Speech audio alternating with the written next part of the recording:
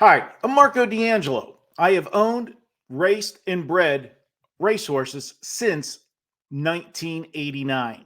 I'm going to be previewing this year's Kentucky Derby. We're going to look at all the horses, and we're going to start it off today with Sierra Leone. Now, Sierra Leone is the best horse in this race. This was the top point getter, earning 155 points on the Derby Trail. The horse is trained by Chad Brown and is ridden by jockey Tyler Gaffleone. This horse, Sierra Leone, was a $2.3 million yearling purchase. As I said, best horse in the field, 4 career starts, 3 wins in 1 second. To me, 4 starts heading into the Kentucky Derby is the perfect number. Sierra Leone had 2 starts as a 2-year-old. That's a good educational foundation. And then had 2 starts this year as a 3-year-old. I've always said that the 3rd race is the best in a form cycle on a horse when it comes back off a little break. And this horse is peaking at the right time, coming into the Kentucky Derby that first Saturday in May on the upswing and still fresh. With just 4 career starts, this horse has not gotten anywhere near the ceiling for his potential. Now, saying that he is the best horse in the Derby, how does he get beat? Well, he's got 2 things working against him. Let's start with his racing style. Sierra Leone loves to come from behind. Stone cold closer. Has no gate speed. Generally is going to get back, break from the gate, and be in the back of the pack. Final tier of horses in most of his races. Now, that hasn't been a problem for Sierra Leone so far, as he's been able to swoop the fields in the final turn, getting up 3 of the 4 races. In the race that he didn't, just missed finishing second. But here's the problem. In the Kentucky Derby, you've got to conquer 2 things. First is pace.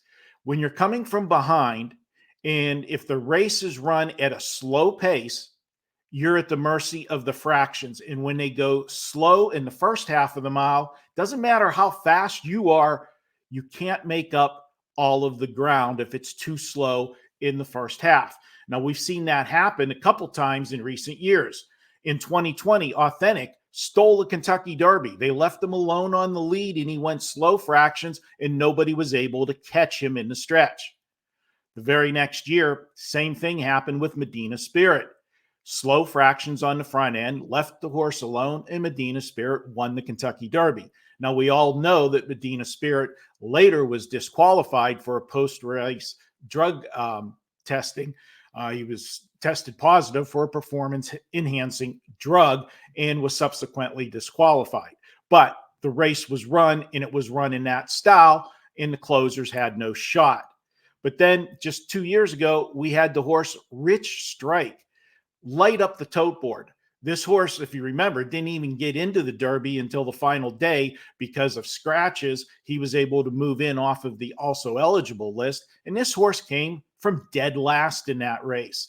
Why? Because they went suicide fractions in that race. And it set up that the first half of the race was so fast that closers were going to get there in the second half, and it favored his racing style.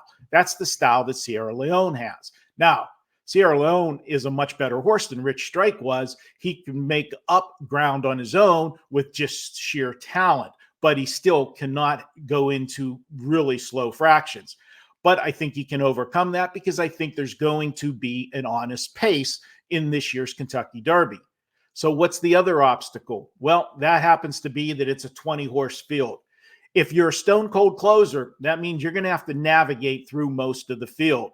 Now, granted, the horses in the back of the pack, when you start your move, you're better than them, so you're going to get around them.